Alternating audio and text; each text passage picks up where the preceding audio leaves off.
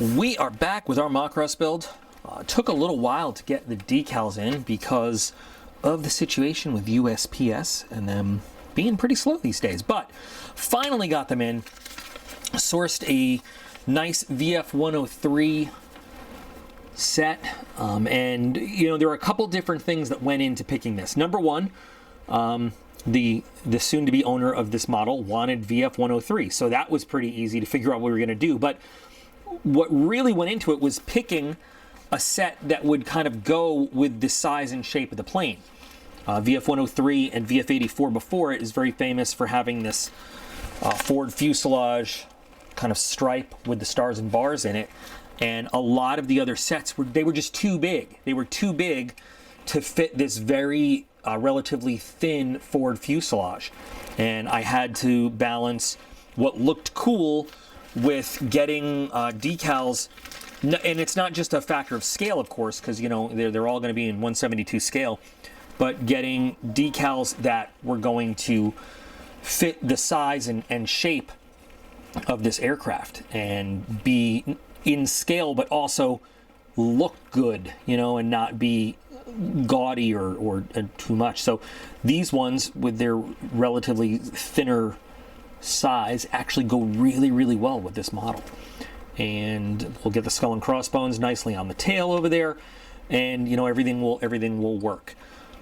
Personally, I kind of like the VF-103 schemes where they have black and yellow, and that's sort of Macross colors too, but the black and white will look just as good on this, and it gives us some really good options. And we can always fall back on some of the decals here if we want to spruce it up a little bit. But you know, if we're going for the pure historic, you know, it's this. One of the things I don't like is the paint scheme on this is, and this is navy. I mean, this is the real life, you know, navy plane. It's all gray. It's all gloss gold gray, which means we're gonna have to do some modulation and some different shades and panels, and we're gonna have to bring it to life by altering that flat gray appearance. You know, just that all gray appearance, and we'll do that with various panels, and you know, we'll do some with weathering, and we'll kind of help it out. I really wanted to keep this tan nose. I really like the color of the plastic, but unfortunately that's not in the cards for us following this paint scheme. I've already masked off the canopy, so we're ready to go, and we're gonna start with a nice easy primer coat. And I've been wondering if I wanted to prime black, but I just don't want to do that. I think I want to go with my, you know, a lot of people like to do the black priming, and then paint the individual panels and everything. I still love a white primer job or a gray primer job, and then do the panel lines in black and paint like that. That's just, I prefer it personally. Everybody has their own preferences. So there's a little bit of masking that we have to do throughout. We did a lot of nice work around the engines, and we don't want to ruin that. So I'm going to get this masked off in the intakes, the areas that we don't want to mess around with, and then we'll get to the actual painting.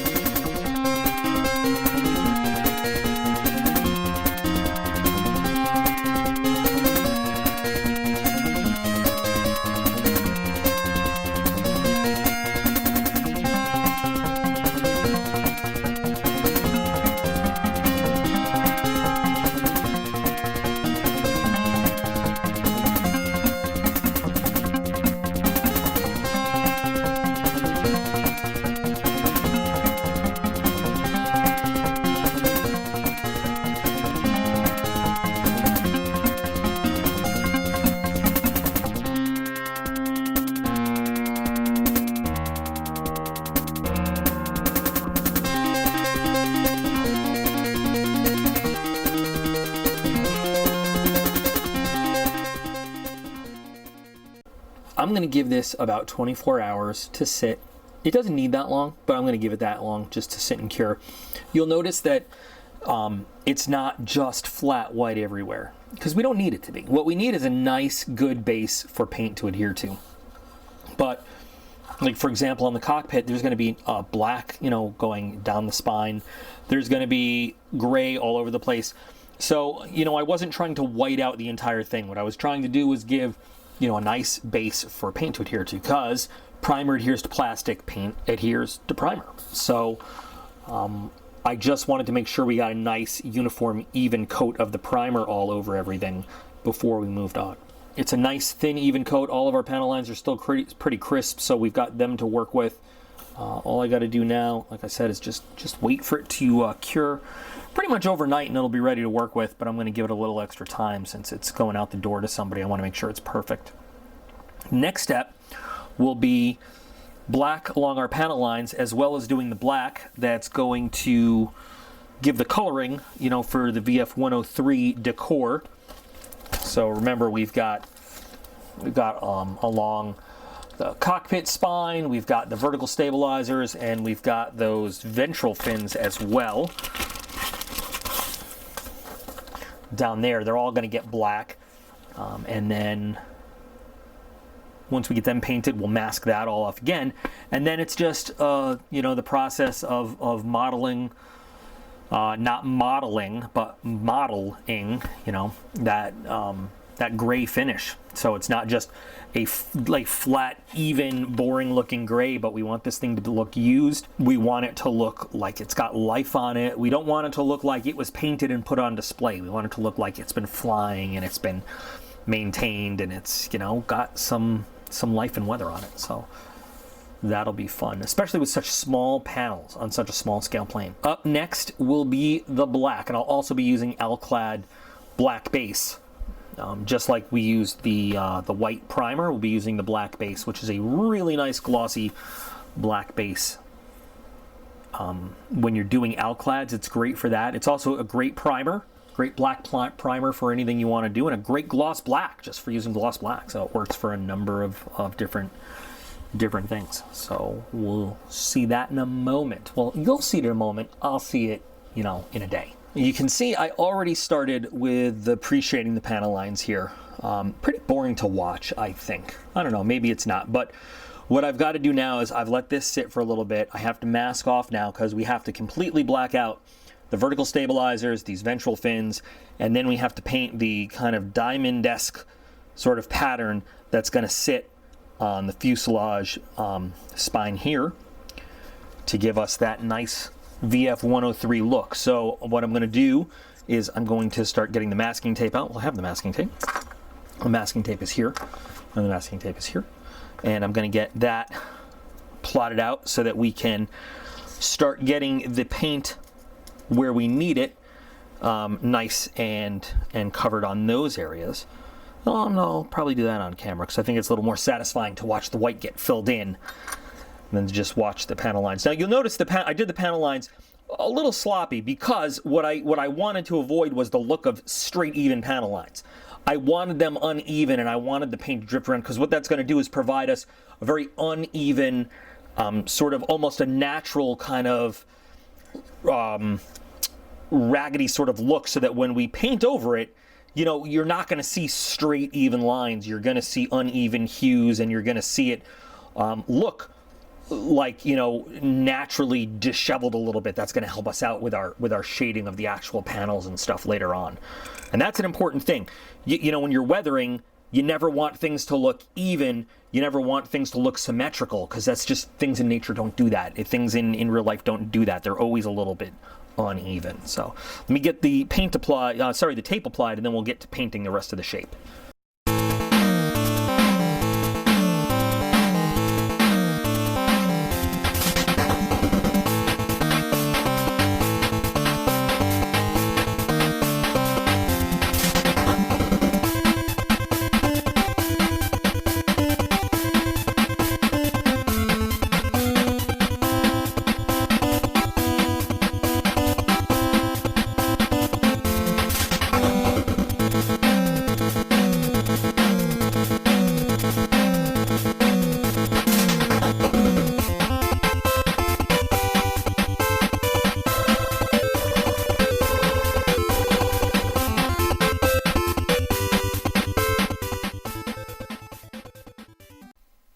we are, all taped up and ready to start our painting. We're protecting all of our black areas that we've already done. So the paint job on this is supposed to be gloss gull gray according to the instructions. I'm going to be using this Model Master flat gull gray. It's actually the same color. If you know your FS, your federal standards, this is 36440, but the FS 595B is a pretty easy system. So 3 means a flat paint. If it was FS 1640, it would mean gloss, and if it was FS 2, it would be semi-gloss. But the 6 is a gray, and then the 440 is the actual color. So this is going to work just fine. I transfer all of my Model Master colors into these droppers just to make them easier to use. And this being a Model Master color, being discontinued now, you know, this is what they look like in these little jars. But this stuff is worth gold. You can't buy I mean, you can still buy Model Master, but it's all discontinued. But Model Master makes great colors. So this is the actual color, even though it calls for gloss gull gray. We're going to use flat gull gray. It's all going to get a nice gloss coat in the end anyway. And we're ready to get started with the overall painting. So we're going to do, you know, some coats in this color. We're going to model the coat up to give it, you know, a real good appearance. Some lighter, some darker. We're going to mix up with some other grays to make it look like some panels came from cannibalizing some other birds down for maintenance.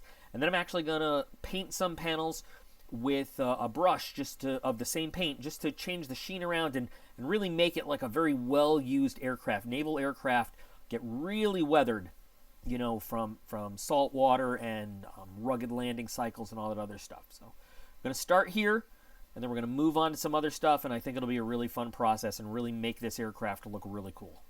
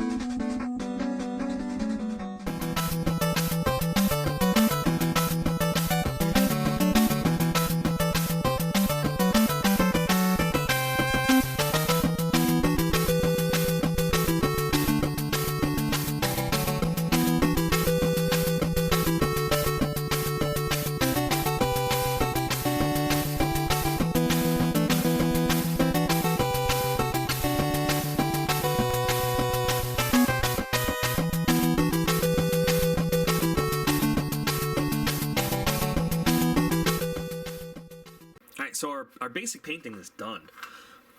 We've got a lot of stuff done. We got the main color painted, we got our accents painted, we got our panels painted, and I know it still looks a little discombobulated, but once we get our weathering applied, it's all going to kind of come together. So the next step for this is to get a gloss coat on there so that we can seal in the work we did and get ready for decals and then for weathering. So for the gloss coat, I am going to apply some Tamiya clear, and I have it around here somewhere. I swear, I just bought it. There it is. Just some X22. Real nice acrylic clear coat to prepare for everything else we have to do. So I'm gonna get this on here, and then we will let it sit for another 24 hours or so. And then we'll be ready to go with our next steps. But let's get it all nice and shiny and glossy.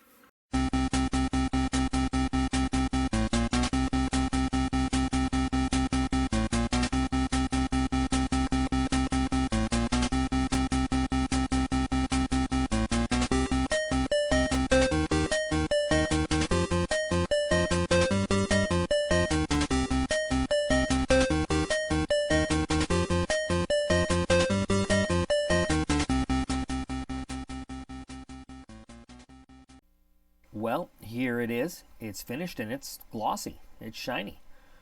This coat is dry to the touch right now, but it's still going to need a little bit of time to cure before we move on to the next step. So I'm going to let it sit overnight one more time, and then we'll be ready to move on to the next part, which is going to be decals, and then we can move on from there to weathering and all the next steps. But it's looking pretty good. I'm happy. I'm really happy. I like the way it's coming out.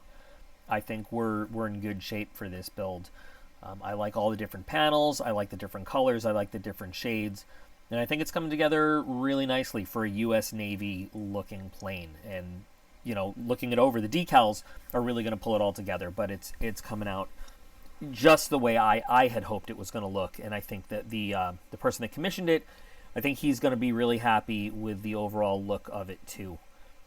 You know, the gloss coat really pulls the look together when you have different shades and stuff. It does something really great to it. So like I said, I'm gonna let this sit overnight, then we'll get to the next steps of getting this all together. We're gonna call this done for this part though, so you know, join me for the next one when we move on to put the actual markings on this, to start dressing it up like a Navy bird. I hope you enjoyed watching the process this far throughout this one, though. I hope we'll have fun watching the next part. Decals are really one of my favorite parts of any build, though, because watching the markings get on there and really make the plane is just awesome. So, for everyone out there building your own projects, keep building them, build them well. Join me again for the next part, and I'll see you again real soon.